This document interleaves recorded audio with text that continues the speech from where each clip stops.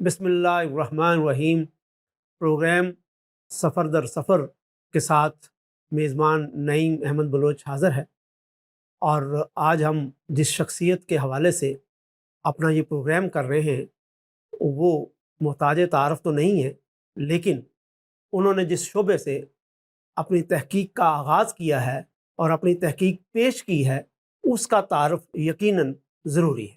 میرے ساتھ اس وقت تشریف رکھتے ہیں ڈاکٹر صہیب خالق صاحب، اور وہ پی ایچ ڈی ہیں نارتھ ایریزونا کی یونیورسٹی سے، اور ان کا جو تھیسس تھا وہ اس وقت ایک کتاب کی شکل میں میرے سامنے ہے، انسٹیٹیوشنل اور ideological pathway to Muslim democracy.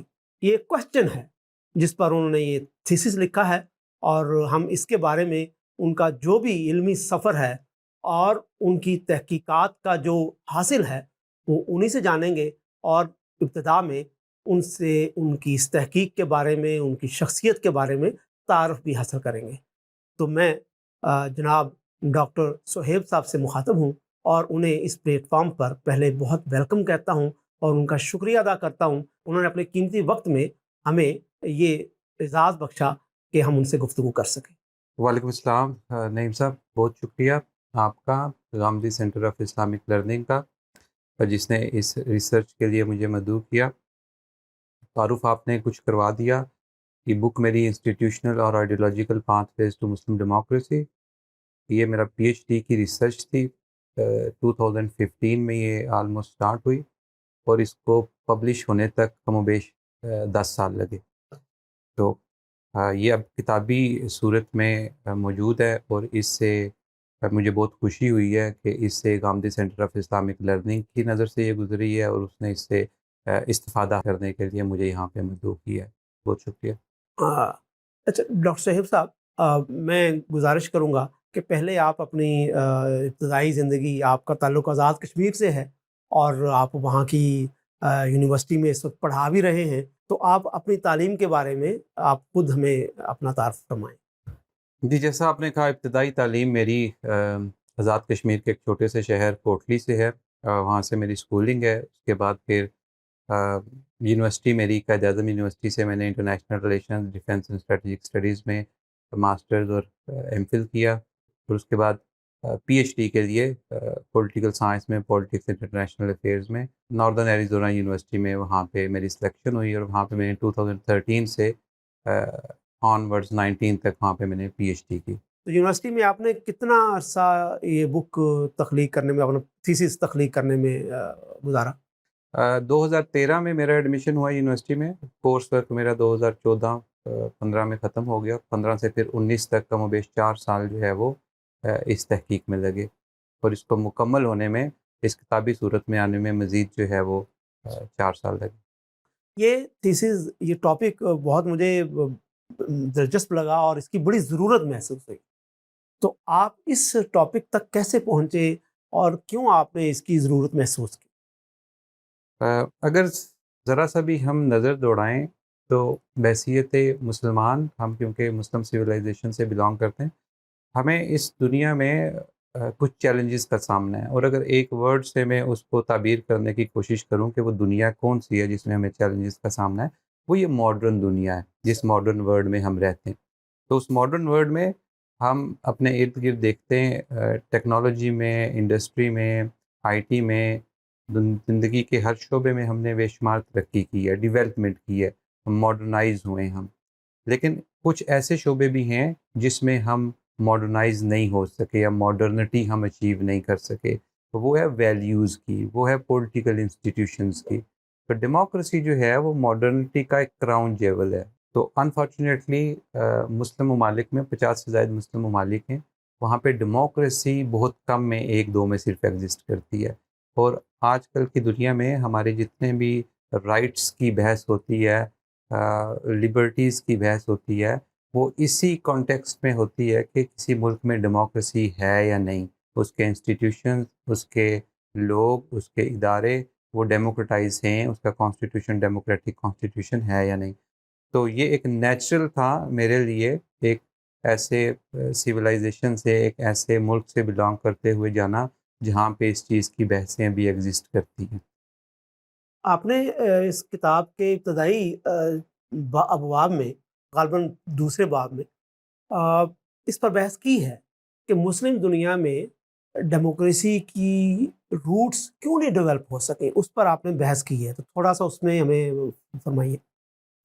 اس میں جو کتاب کے مطابق میں نے اس میں ڈسکس کیا کہ اس میں بے شمار فیکٹرز ہیں۔ اس میں سب سے بڑا فیکٹر جو اس کا ٹائٹل بھی ہے کہ اس میں انسٹیٹیوشنز کا یا ایڈیالوجی کا کتنا فرق ہے، ان کو کتنا دوش ہے۔ تو ایک بہت بڑا اسکول آف تھاٹ جس وقت ہم یہ ڈسکس کرتے ہیں کہ مسلم ممالک میں یا مسلم سویلائزیشن میں ڈیموکریسی کیوں ایگزسٹ نہیں کرتی، تو اس اکیڈیمیا میں کچھ اسکول آف تھاٹس ایگزسٹ کرتے ہیں۔ اس میں سے ایک اسکول آف تھاٹ ہے جس کا یہ ماننا ہے کہ ڈیموکریسی مسلم دنیا میں کمی کی وجہ انسٹیٹیوشنز ہیں، پولیٹیکل کنڈیشنز ہیں۔ اگر وہ پولیٹیکل کنڈیشنز وہ ٹھیک ہو جائیں تو ڈیموکریسی جو ہے وہ پروان چڑھ سکتی ہے۔ اس میں اکانومی بھی آتی ہے، اس میں پولیٹیکل پارٹیز بھی آتی ہیں، اس میں باقی جو پولیٹیکل کنڈیشنز ہیں وہ بھی آتی ہیں۔ اور دوسرا جو اسکول آف تھاٹ ہے اس کا ماننا ہے کہ ان پولیٹیکل کنڈیشنز کے باوجود جب تک ڈیموکریسی اپنی اصل میں، یعنی جب تک اسلام کے اندر سے جمہوریت نہیں پھوٹے گی، تو جو دوسرا سیکنڈ اسکول آف تھاٹ ہے اس کا کہنا یہ ہے کہ انسٹیٹیوشنز میٹر کرتے ہیں، لیکن جب تک فکر میں، ایڈیالوجی میں تبدیلی نہیں آئے گی، اسلام کے اندر سے ایڈیالوجیکلی ڈیموکریسی کی پذیرائی نہیں ہوگی، تب تک ڈیموکریسی جو ہے وہ مسلم دنیا میں رواج نہیں پا سکتی۔ تو یہ کتاب جو ہے ان دو بڑے اسکول آف تھاٹس کو لے کے، ان کے آرگومنٹس کو لے کے یہ ڈسکس کرتی ہے کہ اب ایک طرف انسٹیٹیوشنل اسکول آف تھاٹ اور ایک طرف ایڈیولوجیکل اسکول آف تھاٹ، اور اس کے ساتھ ساتھ ایک بہت اچھی ڈیولپمنٹ ہوئی ہے، ایک میریکل ہوا ہے مسلم دنیا میں، اور وہ ہے انڈونیشیا کا۔ کہ انڈونیشیا میں پچھلے 2 دہائیوں سے ڈیموکریسی کنسسٹنٹلی ایگزسٹ کر رہی ہے۔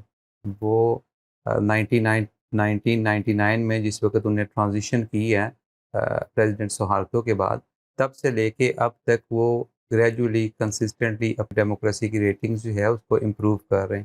اور ابھی مسلم دنیا میں اگر کسی کی ریٹنگ ڈیموکریسی کی سب سے اچھی ہیں اور کنسسٹنٹلی اچھی ہیں تو وہ انڈونیشیا کی ہیں۔ تو پھر نیچرلی یہ کوشچن ارائز ہوتا ہے کہ ایک طرف ایک ڈیبیٹ ہے انسٹیٹیوشنز کی، ایک طرف ڈیبیٹ ہے فکر کی، ایڈیالوجی کی، اور اب ایک ریئل کیس سامنے آ گیا۔ تو اب اس کیس کو سامنے رکھ کے، انڈونیشیا کو سامنے رکھ کے، ہم ان دونوں کو اپلائی کر کے دیکھ سکتے ہیں کہ دونوں میں سے انڈونیشیا نے کون سا پاتھ وے اختیار کیا، جو کہ اس کا ٹائٹل ہے کہ پاتھ وے۔ تو یہ بک جو ہے وہ اس کی انویسٹیگیشن ہے۔ اس سارے بڑے ڈسکورس میں ہم ماڈرنٹی کے ڈسکورس میں کھڑے ہیں، اس کے کانٹیکسٹ میں، اور اس میں یہ اسکول آف تھاٹس جو ہے وہ مسلم ڈیموکریسی کو لے کے مباحث کر بحثیں ہو رہی ہیں اس میں، اور اس میں اب ہمارے پاس ایک پریکٹیکل کیس سامنے آ گیا۔ تو ہم اس کیس کو ان تھیریز کی روشنی میں کیسے سمجھیں؟ اچھا، آپ نے اس میں بیان فرمایا ہے کہ پاکستان میں یہ کیس کمزور ہوا ہے، اور جب کہ محمد علی جناح جو بانی پاکستان ہیں وہ جمہوریت پر بہت گہرا بلیو کرتے تھے، بلکہ پاکستان ووٹ کے ذریعے قائم ہوا یہ کہا جاتا ہے، لیکن پھر اس کا ڈیموکریٹک ایٹیچیوڈ سے دور ہونا، اس کو آپ نے انالائز کیا ہے؟ میرا خیال ہے مناسب ہوگا کہ میں اگر انڈونیشیا نے وہ اپنی سکسیس ڈیموکریٹک کیسے حاصل کی میں اس کو بیان کروں، اور اس کے بعد اس کے ساتھ پاکستان کو کمپیئر کروں، تاکہ ایک موازنہ ہو جائے کہ انڈونیشیا ایک ماڈل ہے، وہ جس راستے سے چلا ہے، جو راستہ اس نے اختیار کیا ہے، اس راستے سے پھر ہم پاکستان کا کمپیریزن کریں۔ انڈونیشیا کا جو ماڈل ہے، یا جو اس بک کا جو تھیسز ہے، وہ یہ ہے کہ ڈیموکریسی جو ہے وہ مسلم ورلڈ میں لانے کے لیے 3 چیزیں بہت ضروری ہیں۔ صحیح۔ ان 3 چیزوں میں سب سے پہلے جو سب سے اہم چیز ہے وہ فکری تبدیلی ہے، وہ ایڈیولوجیکل چینج ہے۔ اس کو ایڈیولوجیکل چینج کہیں، ایڈیولوجیکل ٹرانسفارمیشن کہیں، اس فکری تبدیلی کے بغیر، کہ جب تک فکر میں تبدیلی نہیں آتی تب تک جمہوریت جو ہے وہ رواج نہیں پا سکتی۔ لیکن وہ فکری تبدیلی جو ہے وہ کافی نہیں ہے۔ میں یہاں رکوں گا، فکری تبدیلی کو آپ ذرا ڈیفائن کریں گے اپنے تھیسس کے حوالے سے؟ جو فکری تبدیلی ہے وہ جس وقت ڈیموکریسی کی بحث اکیڈیمیا میں ہوتی ہے تو جس جگہ پہ مذہب اور جمہوریت کو لے کے ابھی ڈسکشن پہنچی ہوئی ہے اس کو ہم کہتے ہیں پولیٹیکل تھیالوجی. پولیٹیکل تھیالوجی سادہ الفاظ میں اس کا مطلب یہ ہے کہ سیاست کے وہ نظریات جو مذہب سے متاثر ہوتے ہیں. صحیح. تو جو اسکالرز ہیں ان کا ماننا یہ ہے کہ کوئی بھی مذہب جو ہے وہ انہیرنٹلی اپنی اصل میں پرو یا اینٹی ڈیموکریٹک نہیں ہوتا. اچھا.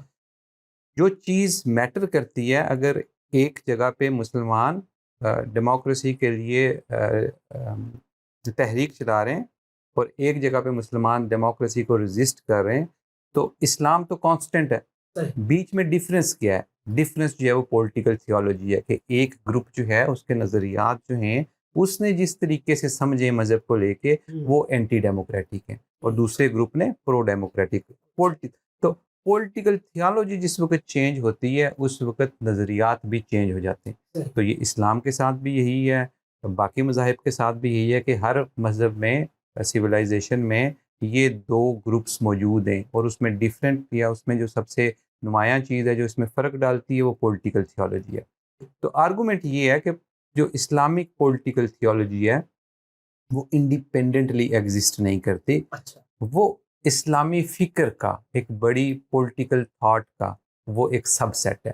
تو اسلامی فکر جس وقت چینج ہوتی ہے اس کے ساتھ اس کی ایگزسٹنگ پولیٹیکل تھیولوجی چینج ہوتی ہے. تو چیپٹر جس 2 کا آپ نے حوالہ دیا اس میں 4 اسلامک پولیٹیکل تھاٹس جو ہے ان کو انالائز کیا گیا. یہ بتایا گیا ہے کہ اسلام میں 4 ریلیجیس تھاٹس جو ہے وہ ایگزسٹ کرتی ہیں: traditional religious thought, modern religious thought, Islamist religious thought اور نیو ماڈرن ریلیجیس تھاٹ. ان 4 ریلیجیس تھاٹس میں جو ٹریڈیشنل ریلیجیس تھاٹ ہے وہ سب سے قدیم ہے اور وہ سب سے مضبوط ہے. اور اس کی مضبوطی کی بنیادی وجہ یہ ہے کہ ایک تو وہ اتنے عرصے سے مسلمانوں میں رائج ہے اور دوسرا اس کو مزید تقویت دینے کے لیے اتنے زیادہ مدارس ایگزسٹ کرتے ہیں. اگر آپ پاکستان میں نظر دوڑائیں تو کم و بیش 40,000 سے زیادہ مدارس جو ہے وہ اسی فکر کو پیش کرتے ہیں. اسی فکر کے گریجویٹس ہمارے معاشروں میں آتے ہیں اور اس کو مزید جو ہے وہ اسٹرینتھن کرتے ہیں. اس کے مقابلے میں ماڈرن جو ریلیجیس تھاٹ تھی وہ 19ویں صدی کے آخر میں اور 20ویں صدی کے اوائل میں سٹارٹ تو ہوئی لیکن وہ اس طرح سے رواج نہیں پا سکی. علامہ اقبال، سر سید احمد خان چند اس میں جو ہے وہ نمایاں نام تھے. لیکن اس تھاٹ کو پھر اوورٹیک کر لیے سیکنڈ تھرڈ جنریشن کے ماڈرنسٹ تھے جن کو آج ہم اسلامسٹ کہتے ہیں. وہ اس ماڈرنائزیشن کا علم اٹھا کے جو تحریک چلی تھی کہ ہم نے اسلام کو اس جدیدیت سے ہم آہنگنا سے ہی اس کی روشنی میں سمجھنے کی کوشش کرنی ہے. تو وہ جو سمجھنے کی کوشش ہے وہ آ کے اسلامسٹ ریلیجیس تھاٹ پہ جو ہے وہ وہاں پہ آ کے ختم ہوئی. اور اسلامزم جو ہے اس کا بنیادی نظریہ یہ تھا کہ اب اسلام جو ہے وہ ایک پولیٹیکل ایڈیالوجی ہے اور ہم نے اسلامک اسٹیٹ جو ہے وہ کریٹ کرنی ہے. آپ کا اشارہ اسلام کی سیاسی تعبیر سے اسلام کی سیاسی تعبیر، بالکل اسلام کی سیاسی تعبیر جس کے سب سے نمایاں نام مولانا ابو العلا مودودی صاحب ہیں. اور وہ سیاسی تعبیر وہ پاکستان میں بھی اور وہ ایران میں بھی اور وہ افغانستان میں بھی اور وہ مصر میں بھی اور باقی بے شمار اسلامی ممالک میں جس کا ظہور ہوا. تو آج سب سے زیادہ متاثر کن فکر جو ہے جو ایکٹیویزم پہ مسلمانوں کو تحریک پہ مجبور کرتی ہے یا ان کو اکساتی ہے، موٹیویٹ کرتی ہے، وہ اسلامزم ہی ہے. تو جو لاسٹ اسلامک پولیٹیکل تھاٹ ہے، ریلیجیس تھاٹ ہے، تو وہ نیو ماڈرنزم ہے. اور نیو ماڈرنزم جو ہے وہ ابھی 1970s سے آن ورڈ آہستہ آہستہ مسلم دنیا میں ایمرج ہونا شروع ہوئی ہے. اور یہ جن 2 جگہوں پہ زیادہ نمایاں ایمرج ہوئی ہے مسلم دنیا میں اس میں سے ایک انڈونیشیا اور ایک پاکستان.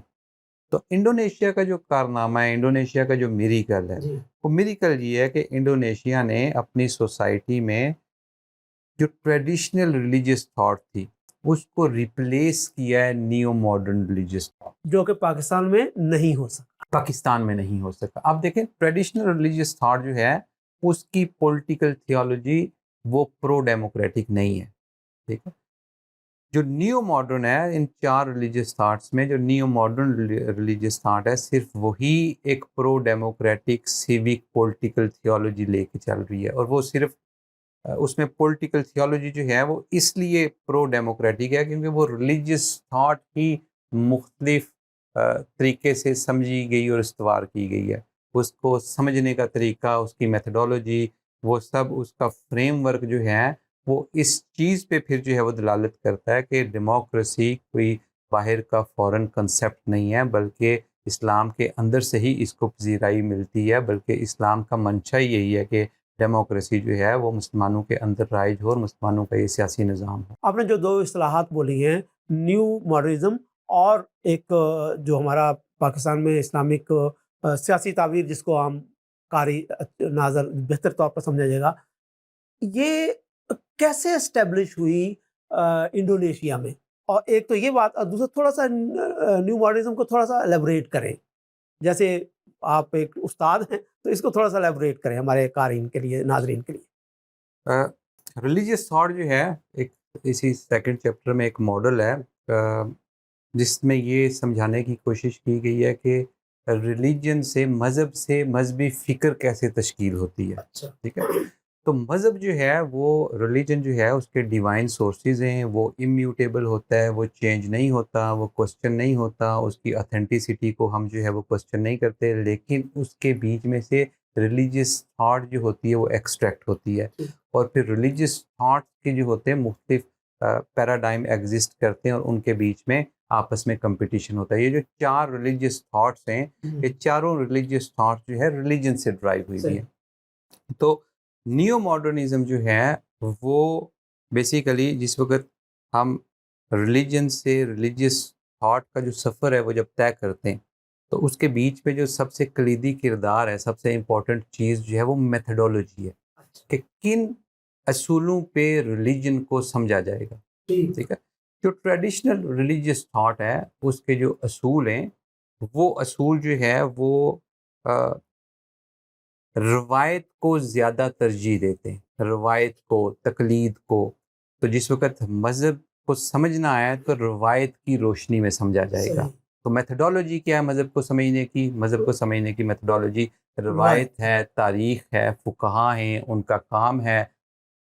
اور اس کے مقابل میں جو دوسری فکر اسلام میں وجود آئی تھی، ماڈرنزم جس کو کہا، اور اسی کے یہ آف شوٹس ہیں اسلامزم اور نیو ماڈرنزم. تو اس کا جو بنیادی مقدمہ تھا اور اس وقت دبے لفظوں میں جس چیز کا اظہار کیا جاتا تھا وہ اجتہاد تھا کہ روایت ٹھیک ہے لیکن اب اجتہاد کی ہمیں ضرورت ہے. مسلم دنیا کو جدید ہم دور میں رہ رہے ہیں تو وہ جو روایت سے تھوڑا سا ہٹنا تھا وہ اجتہاد کی لینگویج میں تھا. تو جو نیو ماڈرنزم ہے وہ 1970s تک جو اجتہاد تھا اس نے فریم ورک میں ایک لے آئے کہ صرف اجتہاد کہنے کو تو لفظ جو ہے بہت اچھا ہے لیکن سمجھنے کا فریم ورک کیا ہوگا مذہب کو. تو میرا خیال ہے اس میں جو سب سے اچھا نمایاں کام فریم ورک وہ جو ڈیولپ کیا وہ فراہی اسکول آف تھاٹ کا پاکستان میں فریم ورک ہے. نظم فریم ورک، نظم کی روشنی میں ہم نے قرآن کو سمجھنا ہے اور اس کی میتھڈولوجی. تو اس میتھڈولوجی میں بات روایت سے کافی ہٹ کے نظم کی طرف آ گئی ہے. تو ایک ڈیفرنٹ میتھڈولوجی جو ہے وہ ڈیوائز ہوئی ہے مذہب کو سمجھنے کے لیے. یہی کم و بیش کام جو ہے وہ انڈونیشیا میں ہوا ہے. تو انڈونیشیا میں روایت سے ہٹا گیا ہے، نظم ابھی تک وہاں پہ نہیں آیا ان کی، لیکن ان کا کارنامہ یہ ہے کہ ان نے 1950s میں اپنے جو ریلیجن کے اسکالرس تھے ان کو فورن کنٹریز میں اور اسپیشلی ویسٹرن کنٹریز میں بھیجنا شروع کیا. اور یہ بہت انٹرسٹنگ چیز ہے ہمارے لیے. انہوں نے اپنے جو روایت کے لمبردار یا ان کو ریپرزینٹ کرنے والے اسکالرس تھے ان کو ویسٹ میں بھیجا. یہ اگین بات ہے میتھڈولوجی کی کہ اگر دین کو سمجھنے کی، مذہب کو سمجھنے کی میتھڈولوجی صرف روایت ہے، صرف اپنے اسکالرز ہیں، تو پھر کسی عالم کو، دین کے عالم کو، دین کے اسٹوڈنٹ کو کہیں جانے کی ضرورت نہیں۔ اگر دین کو سمجھنے کی میتھڈالوجی جو ہے اس میں آپ نے ہیومینٹیز بھی سمجھنی ہے، اکنامکس بھی سمجھنی ہے، پولیٹیکل سائنس بھی سمجھنی ہے، کریٹیکل ڈسکورس بھی سمجھنا ہے، تو پھر آپ سوشیالوجی بھی سمجھنی ہے، تو پھر آپ کو یہ ساری چیزیں، کیونکہ مسلم دنیا میں ان کا رواج نہیں ہے، پھر کسی اور جگہ آپ کو جو ہے وہ اسکالرز کو بھیجنا پڑے گا۔ تو سوشل سائنسز میں جو ویسٹ کی ترقی اور اس کی تحقیق ہے اس کو بھی جاننا ایک ضروری خیال کیا گیا ہمارے روایتی علماء کے لیے۔ جی بالکل، اور اس میں بہت ہی انٹرسٹنگ ایک فینامنا ہے میگل یونیورسٹی کا، کینیڈا کے میگل یونیورسٹی کا۔ تو بنیادی جو ہمارا مقدمہ ہے وہ یہی ہے کہ دین کو سمجھا کیسے جائے۔ ایک ہمارے بہت مشہور پروفیسر تھے، پروفیسر ڈاکٹر فضل الرحمان، 1960s میں پاکستان میں۔ ان نے کینیڈا کے ایک پروفیسر، کمپیریٹیو ریلیجن کے پروفیسر کینٹن سمتھ غالباً ان کا نام تھا، ان کے ساتھ مل کے میگل یونیورسٹی میں ایک پروگرام سٹارٹ کیا، انسٹیٹیوٹ آف اسلامک اسٹڈیز کے نام سے۔ پورا انسٹیٹیوٹ وجود میں لایا۔ اس انسٹیٹیوٹ کی جو بنیادی اس کا نقطہ تھا وہ یہ تھا کہ ہم نے مسلم دنیا سے مسلم اسکالرس کو بلا کے ان کو موقع دینا ہے کہ وہ اپنے دین کو، یعنی اپنی روایت میں رہ کے اپنے دین کو سمجھیں، اور ساتھ ساتھ اس کو یہ جو جدید تعلیم ہے، جدید یہ جو سوشل سائنسز ہے، اس کو بھی ساتھ رکھیں اور دیکھیں۔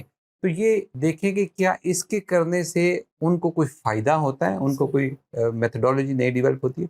تو یہ جو اپروچ تھی، اس کو جس کو میں نے کتاب میں فیوژنسٹ اپروچ کہا ہے، یعنی دوسرے الفاظ میں، سادہ الفاظ، وہ مدارس جو مدارس دین کی تعلیم بھی دیتے ہیں لیکن اس کے ساتھ ساتھ وہ سوشل سائنسز میں، ہیومینٹیز میں، پولیٹیکل سائنس میں بھی اسکالر جو ہیں ان کو تعلیم دیتے ہیں۔ تو انڈونیشیا کا جو ریلیجن کے اسکالرس تھے، جو مذہبی علماء تھے، وہ 50s 60s 70s 80s 90s اس میں میگل یونیورسٹی میں، میگل یونیورسٹی کے بعد پھر یونیورسٹی آف شکاگو میں، پھر آسٹریلین نیشنل یونیورسٹی میں، پھر نیدرلینڈ کی کچھ یونیورسٹیز میں، تو وہ جو سارے علماء تھے وہ آہستہ آہستہ جو ہے وہ یہاں سے اپنی انہیں دینی تعلیم کے ساتھ ساتھ انہیں سوشل سائنسز کی تعلیم بھی یہاں سے حاصل کی، اور وہ پھر واپس انڈونیشیا آئے۔ اور جس وقت انڈونیشیا آئے تو ایک کوئنسیڈنٹ یہ ہوا کہ وہاں پہ 60s میں پریزیڈنٹ سہارتو کی گورنمنٹ تھی، اور پریزیڈنٹ سہارتو جو تھے اس وقت 70s میں پوری عالم اسلام میں ایک اسلامزم کی ایک لہر چل رہی تھی۔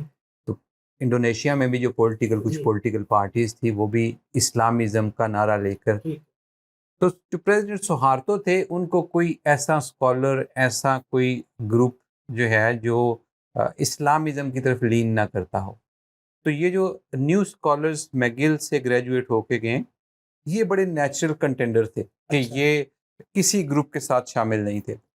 تو صدر سہارتو نے، پریزیڈنٹ سہارتو نے کیا کیا کہ ان میں سے 2 قابل ذکر نام ہیں، ایک ڈاکٹر ہارون اور ڈاکٹر مکتی علی، یہ ابھی میگل سے گریجویٹ ہو کے گئے تھے۔ تو ڈاکٹر مکتی علی کو ان نے منسٹری آف ریلیجیس افیئرز میں منسٹر لگا دیا، اور ڈاکٹر ہارون جو تھے ان نے جو انڈونیشیا کی سب سے بڑا انسٹیٹیوٹ ہے، یونیورسٹی ہے ریلیجن کی، وہاں کا ڈین لگا دیا۔ اور انٹرسٹنگ چیز یہ ہے کہ یہ سیم فینومینا اسی لیٹ 60s میں، ارلی 60s میں پاکستان میں بھی ہوا۔ ڈاکٹر فضل الرحمان کو پریزیڈنٹ ایوب خان نے پاکستان بلایا اور یہی ٹاسک دیا ان کو کہ آپ جو ہے وہ اس طرح کا انسٹیٹیوٹ بنائیں، اور انہوں نے اسلامک ریسرچ انسٹیٹیوٹ کے نام سے ایک ادارہ بنایا، لیکن وہ انفارچونیٹلی بھگا دیا گیا، انفارچونیٹلی جو ہے وہ پایہ تکمیل تک نہیں پہنچا۔ اور ادھر وہ آپ انڈونیشیا میں اب جو مفتی علی تھے وہ مسلسل 10 سال جو ہے 2 ٹرمز ان نے ایز اے منسٹر وہاں پہ گزاری ہیں۔ اس کے بعد جو ڈاکٹر ہارون تھے وہ ڈین رہے، پھر یونیورسٹی کے ریکٹر رہے، اور یہ ان 2 کے ساتھ وہ جو پوری پیچھے لاٹ ہے جو گریجویٹ ہو کے آ رہی ہے، اور 2000 تک، سن 2000 تک وہ 500 600 1000 تک اس کی تعداد پہنچی ہوئی ہے، اور وہ سب یونیورسٹیز میں آ رہے ہیں۔ اور جو منسٹری آف ریلیجیس افیئرز ہے وہ اس ساری ٹرانسفارمیشن کو اوور لک کر رہی ہے، جو ڈاکٹر ہارون ہیں ان کا کام یہ ہے کہ ان نے یونیورسٹیز میں اسلامک اسٹڈیز جو ہے اس کے ڈپارٹمنٹ کو ریفارم کرنا ہے. ان نے ریفارم کیسے کیا؟ ان نے وہی سوشل سائنسز، وہی کریٹیکل میتھڈولوجی، وہی چیزیں آ کے یہاں پہ اسلامک اسٹڈیز میں امپلیمنٹ کر دی. تو اب جو اسلامک اسٹڈیز کے وہاں کے گریجویٹس ہیں ان کی انڈرسٹینڈنگ، ان کا ویژن، ان کا چیزوں کو مذہب کو سمجھنے کا طریقہ وہ تھوڑا سا مختلف ہے، وہ روایت سے ہٹ کر ہے. وہ ہیومنزم کو سامنے رکھ کے شاید اپنے تھیسز میں، اپنی ریسرچ میں اس کی قرآن کی انٹرپریٹیشن کرتے ہیں. ٹھیک، تو انٹرپریٹیشن کے طریقے جو ہے، اس کی میتھڈولوجی جو ہے وہ چینج ہو گئی ہے وہاں پہ. اور انڈونیشیا کے جو یونیورسٹیز ہیں مذہب کی، وہ پوری عالم اسلام میں سب سے زیادہ اور انرولمنٹ وائز سب سے بڑی یونیورسٹیز ہیں. اس وقت بھی وہاں پہ 50+ یونیورسٹیز ہیں جو صرف مذہب کی تعلیم دیتی ہیں، ڈیڈیکیٹڈ ہے مذہب کے لیے. جیسے پاکستان میں صرف ایک یونیورسٹی ہے، انٹرنیشنل اسلامک یونیورسٹی، جو اس مقصد کے لیے بنائی گئی ہے. تو انڈونیشیا میں اس وقت 56 آلموسٹ یونیورسٹیز ہیں، اور وہ 56 یونیورسٹیز میں آلموسٹ 5 لاکھ سے زائد طلبہ جو ہے وہ تعلیم حاصل کر رہے ہیں. اور اسی کو شاید آپ نے کہا کہ انہوں نے اس کو انسٹیٹیوشنائز کیا ہے، تو انسٹیٹیوشن بنائے ہیں جنہوں نے اس ساری چیز کو آگے بڑھایا. اور پاکستان میں آپ نے صرف ایک یونیورسٹی کی مثال دی. یہ ایک پارٹ ہے آرگومنٹ ہے، ایک پارٹ. پہلا پارٹ ہے آرگومنٹ کا کہ آپ نے اس چیز کو اسلامک اسٹڈیز کی میتھڈولوجی جو ہے اس کو چینج کیا، اس کو ریفارم کیا. چینج شاید زیادہ بہتر ورڈ نہیں، ریفارم کیا. ٹھیک ہے، اور اس کو آپ نے جدید تعلیم، اب جو ہم ہیومینٹیز یا ہسٹری یا سوشیالوجی یا پولیٹیکل سائنس یا کریٹیکل ڈسکورس کی بات کر رہے ہیں، وہ بیسیکلی سماجی علوم میں جتنے بھی ہم نے مہارت حاصل کیا ہے، ڈیولپمنٹ حاصل کیا ہے، وہ اسی کا نام ہے. تو اسی ڈیولپمنٹ کو، یعنی اگر 14ویں صدی میں ابن خلدون ہوتے اور وہ سوشیالوجی جو ہے وہ کی بات کر رہے ہوتے تو وہ بھی کم و بیش یہی بات کر رہے ہوتے. بالکل. تو انڈونیشیا نے یعنی یہ پہلا پارٹ ہے کہ ایک اس اپنی میتھڈولوجی کو ریفارم کیا. لیکن میتھڈولوجی آپ نے بیٹھ کے، میں نے بیٹھ کے کمرے میں ریفارم کر لی یا ڈفرینٹ طریقے سے سمجھ لی، وہ میرے اور آپ تک رہے گی. اس کو سوسائٹی میں پھیلانا کس طرح ہے؟ تو سوسائٹی میں پھیلانے کے لیے آپ کو انسٹیٹیوٹ چاہیے، آپ کو مدارس چاہیے، آپ کو یونیورسٹیز چاہیے. تو انڈونیشیا کی جو اپنی پبلک یونیورسٹیز ہیں وہ سب سے پہلے فور فرنٹ پہ تھی اس چینج کو لانے کے لیے، ریفارم کرنے کے لیے. تو یہ ایک لینک ہوگی، ایک پارٹ ہو گیا. لیکن جس وقت آپ اسٹیٹ کے لیول پہ کوئی چیز چینج کرنے کی کوشش کرتے ہو تو آپ کو پھر اسٹیٹ کی سپورٹ بھی چاہیے. کہ جو سب کچھ ہوا، جیسے ہم نے ذکر کیا، پریزیڈنٹ سہارتو اگر نہ ہوتے اور ان کی سپورٹ نہ ہوتی، پریزیڈنٹ سہارتو کس کو ریپرزینٹ کرتے ہیں؟ اسٹیٹ کو ریپرزینٹ کرتے ہیں. تو اسٹیٹ سپورٹ سے، منسٹری آف ریلیجیس افیئرز کیا ہے؟ اسٹیٹ کا انسٹیٹیوشن ہے. تو اسٹیٹ سپورٹ سے یہ ساری چیزیں جو ہے یہ پھر انسٹیٹیوشنلائز ہوئی. تو انسٹیٹیوشنلائز کے دو معنی آپ لے سکتے ہیں. ایک یہ کہ یہ انسٹیٹیوشنز جو ہے یہ سوسائٹی میں رواج پائیں، اور دوسرا یہ کہ اسٹیٹ جو ہے وہ آئے اور اس سب چیزوں میں جو ہے وہ اپنا کردار ادا کرے. اچھا صاحب، اس میں میں نہیں سمجھتا کہ آپ نے اس کتاب میں اس ڈیپ سطح پر پاکستان کو بھی انالائز کیا ہوگا. اپنے اشارے ضرور کیے ہیں کہ صدر ایوب کے بعد جب مولانا ڈاکٹر فضل الرحمان یہاں سے چلے گئے تو اس وقت جو روایت تھی ہماری وہی غالب آ گئی، اور ہمارے پاکستان کے جو معروضی حالات تھے اس میں فوج اس کے ساتھ مل گئی. دونوں نے مل کر وہ سارے جو ریفارمز تھے اس کو نہیں کرنے دیا جو ریفارمز انڈونیشیا میں ہو گئے. ظاہر ہے کہ یہ ایک دوسرا ٹاپک تھا جو آپ کی کتاب سے براہ راست نہیں تھا. آپ انڈونیشیا کے اس کامیاب ماڈل تک رہے، لیکن میں یہاں پر یہ ضرور چاہوں گا کہ آپ ایک تاریخ کے بھی طالب علم کے طور پر اس کو انالائز کریں کہ یہ کیوں ہمارے ہاں کامیاب نہیں ہوا اور ہم روایت ہی کے پیچھے رہے، اور جو ویسٹ کی سوشل سائنسز میں جو ترقی تھی اس کی طرف ہم کیوں نہیں گئے. اس میں آپ اگر کچھ کہہ سکیں. اس بک میں انڈونیشیا کا جو ماڈل ہے اس ترقی کا، اس کی کامیابی کا، اس کا تو ذکر ہے، لیکن اس کے ساتھ ساتھ پاکستان کا کمپیریزن ہے. جی جو تھرڈ چیپٹر ہے اس میں پوری ہسٹری جو ہے وہ ڈسکس ہوئی ہے, اچھا کمپیریٹیو ہسٹری کے انڈونیشیا نے کس جگہ پہ کیا پارٹ پلے کیا ہے, اس کے مقابلے میں پاکستان نے کیا پارٹ پلے کیا, جس کی طرف آپ نے اشارہ کیا. تو اسکالرز جو ہیں جو ریلیجن کو اکیڈیمیا میں پڑھتے ہیں وہ ایک چیز جو ہے اس کے بارے میں متفق ہیں. ایک تو ہم نے پہلے ڈسکس کیا تھا پولیٹیکل تھیولوجی, جی کہ اگر آپ کی پولیٹیکل تھیولوجی پرو ڈیموکریٹک ہے جی تو نیچرلی آپ جو ہے وہ ڈیموکریسی کو سپورٹ کرتے ہو. پولیٹیکل تھیولوجی کے ساتھ ایک اور چیز جس پہ اسکالر زور دیتے ہیں وہ انسٹیٹیوشنل ریلیشن شپ ہے. وہ یہ کہتے ہیں کہ اسٹیٹ کا اور مذہب کا آپس میں ریلیشن شپ کیا ہے. اگر اسٹیٹ جو ہے وہ جو ریلیجیس ایکٹرز ہیں ان کے ساتھ بہت ہی آپس میں انٹرٹوائنڈ ہے, بہت ہی آپس میں ان کے ساتھ ان کے سہارے چل رہی ہے, دوسرے سہارے چل رہی ہے, یہ بہت رہی ہے, اہم لفظ ہے. ہاں جی, یا ان کے سہارے کی ضرورت ہے اسے, تو پھر اسٹیٹ جو ہے اس کے پاس موٹیویشن نہیں ہوتی کہ وہ ریفارمز لے کے آئے.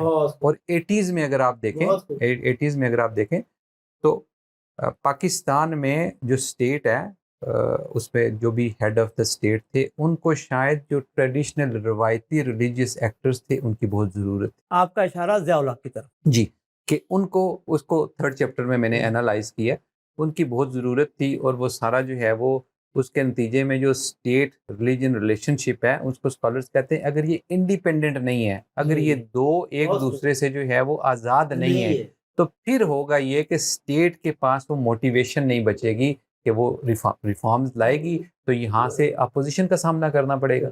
تو انڈونیشیا میں یہ تھا, جیسے میں نے آپ کو پہلے بتایا کہ پریزیڈنٹ سوہارتو جو تھے ان نے اپنے آپ کو یا اسٹیٹ نے اپنے آپ کو روایتی علماء سے یا روایتی جو ریلیجیس سیکٹر ان سے دور کر لیا. ٹھیک ہے, تو اس دوری کے نتیجے میں فاصلے کے نتیجے میں جس کو کہتے ہیں کہ یہ انڈیپینڈنٹ ریلیشن شپ اسٹیبلش ہو گیا ہے, انٹیگریٹڈ ریلیشن شپ نہیں ہے, اس کے نتیجے میں اسٹیٹ جو ہے وہ انیبل ہو جاتی ہے.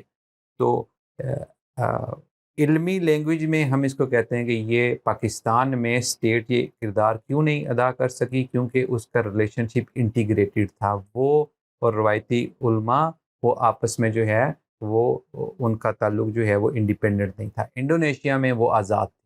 ٹھیک ہے, تو اسٹیٹ جو ہے وہ یہ تبدیلیاں وہاں پہ زیادہ آسانی سے جو ہے وہ لے کے آئی. اچھا, آپ نے کتاب کے میں دیکھا ہے کہ آخری جو اس کے چیپٹر ہے اس میں, اور اس سے پہلے آپ نے فراہیم مکتبہ فکر کا بھی ذکر کیا, اس میں برادم حسن الیاس نے جو اقوام متحدہ کا جو پیرلل ایک پلیٹ فارم تھا اس میں جو فکر فراہی کا جو نیو ماڈرنزم کا آپ نے کیا اس کے حوالے سے انہوں نے ایک تھیسس پیش کیا, اور اس میں کرٹیسزم ہے بہت زیادہ طالبان یعنی کہ جو روایتی فکر ہے اس کے اوپر, اور اس کو آپ نے اس کتاب کا حصہ بھی بنایا.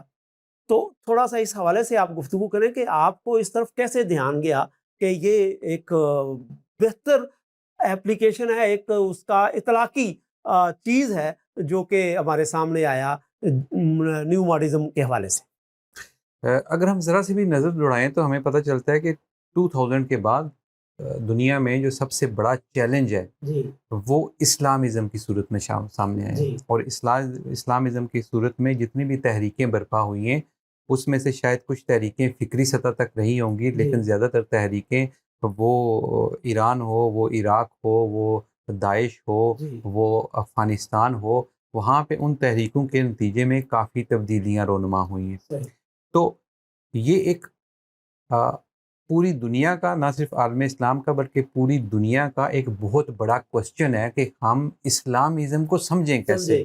کہ جو ٹریڈیشنل پوائنٹ آف ویو ہے ڈیموکریسی کا یا سیاست کا, وہ لازمی طور پر ان نتائج تک پہنچے گا جس نتائج تک القاعدہ اور داعش اور اس طرح کی چیزیں.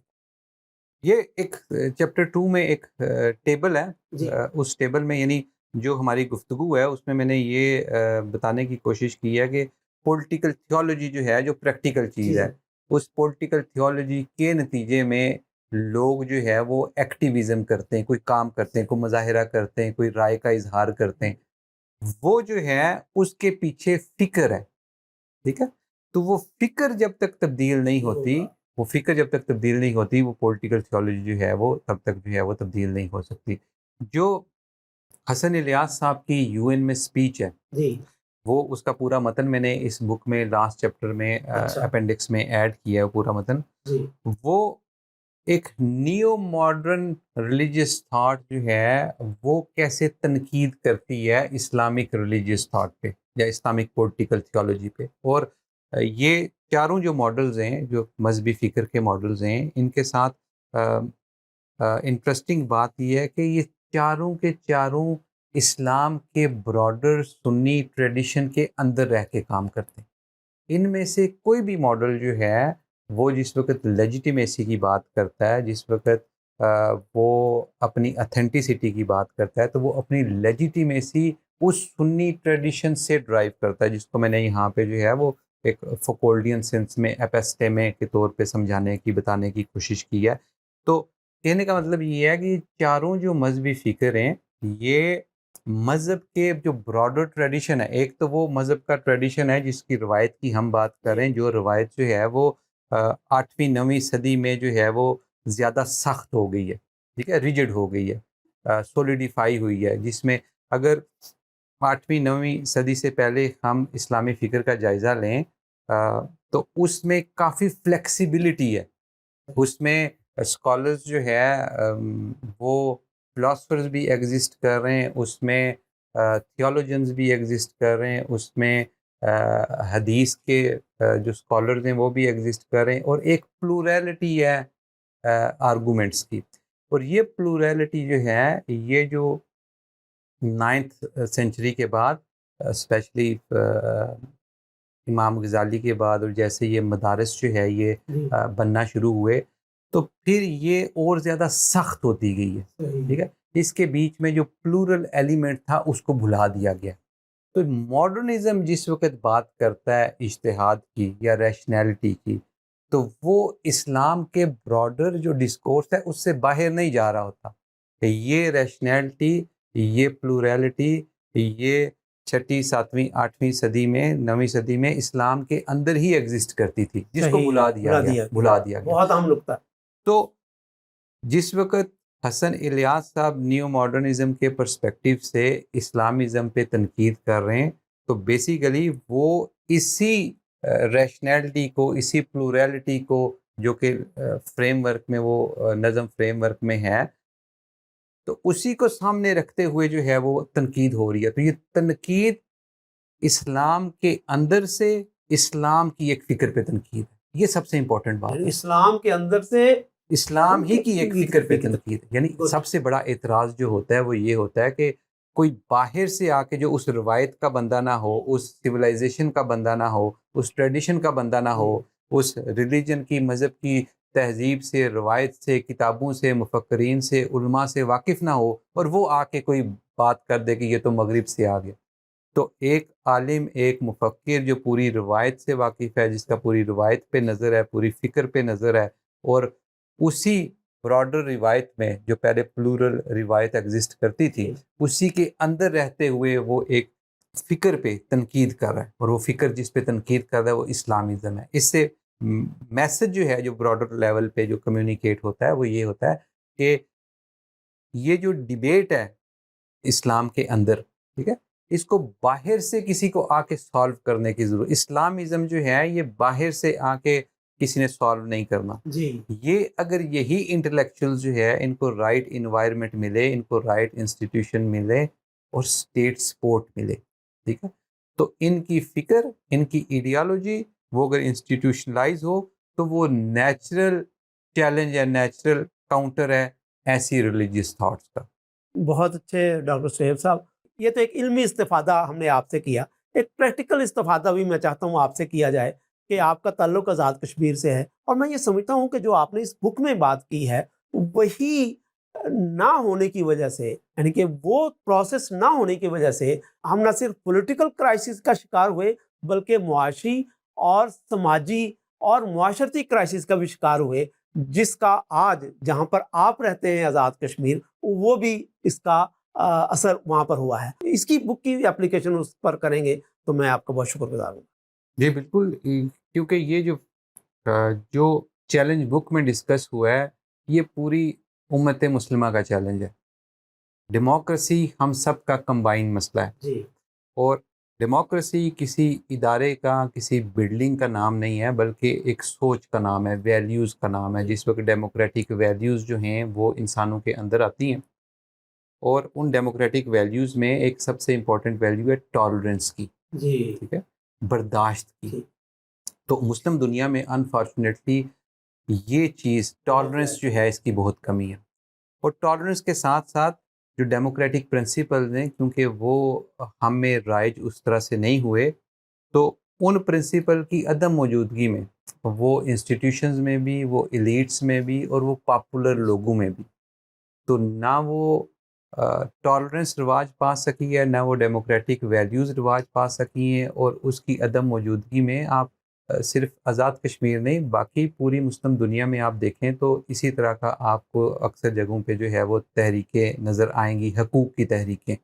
تو حقوق کی تحریکیں بیسیکلی اس طرف اشارہ کرتی ہیں کہ ابھی بھی مسلم دنیا میں یہ ایشو ریزالو نہیں ہوا کہ حکمران اور عوام کے بیچ میں حقوق کی جنگ ڈیموکریٹک طریقے سے کیسے ریزالو کی جائے گی، اور اس میں ڈیموکریٹک ویلیوز اور ٹالرنس، برداشت، اس کا بہت بڑا کردار ہے۔ جو میرا چیپٹر ہے لاسٹ فائنل، جی اور ہم نے باتوں میں اس طرف اشارہ بھی کیا ہے کہ ڈاکٹر فضل الرحمان کے باہر جانے کی ایک بہت بڑی وجہ انٹالرنس تھی، اور ڈاکٹر فضل الرحمان پاکستان کی فرسٹ ایپیسوڈ تھی نیو ماڈرنزم کی، اور سیکنڈ ایپیسوڈ جو ہے وہ فراہی اسکول آف تھاٹ ہے، اور آپ کے اور میرے علم میں ہے کہ فراہی اسکول آف تھاٹ کے بھی علماء، ان کے مفکرین، وہ بھی اس انٹالرنس کا شکار ہیں۔ تو یہ انٹالرنس جو ہے یہ ہر دور میں پاکستان کے اور باقی مسلم ممالک کے مفاد میں نہیں رہی۔ تو انڈونیشیا میں ایک چیز بہت اچھی ہوئی، ہم بار بار اسٹیٹ کا ذکر کر رہے ہیں کہ اسٹیٹ کا کیا کردار ہوتا ہے، تو میں انڈونیشیا کی اسٹیٹ کا جو کردار ہے ٹالرنس کو لے کے ذرا اس پہ تھوڑی سی روشنی ڈال دیتا ہوں کہ انڈونیشیا میں ایک تو یہ زور دیا گیا کہ جو اسلامک ایجوکیشن ہے، ہائیر ایجوکیشن، اس کو ریفارم کیا جائے، اور دوسری طرف انڈونیشیا میں آپ کو پتہ ہے سب سے زیادہ جو مسلم آبادی ہے وہ اس وقت انڈونیشیا سب سے بڑا اسلامی ملک ہے، اور اسلامی ملک ہونے کے ساتھ ساتھ اس کے پاس اور بے شمار مائنارٹیز بھی ہیں، ہندوز بھی ہیں، چائنیز بھی ہیں، تو ان کے ہاں انٹالرنس ایک بہت بڑا مسئلہ تھا۔ 1960s میں وہاں پہ ایک بہت بڑی نسل کشی ہوئی، میسیکر ہوا، تقریباً 1.5 ملین جو ہے وہ لوگ وہ اس کا شکار ہوئے، ان کی ڈیتھس ہوئی، اور اس کے بعد انہوں نے ریئلائز کیا کہ اس سب کے پیچھے انٹالرنس ایک بہت بڑا فیکٹر ہے۔ تو ٹالرنس کو ان نے اسکول لیول سے لے کے پروفیشنل لیول تک ایجوکیشن کا حصہ بنایا کہ بچہ جس وقت اسکول جائے گا اس کو ٹالرنس کی ایجوکیشن دی جائے گی، اسکول سے جس وقت وہ نکلے گا کالج میں جائے گا اس کو ٹالرنس کی ایجوکیشن، اس کو پینکسیلا ایجوکیشن کہتے ہیں، وہ ایجوکیشن دی جائے گی۔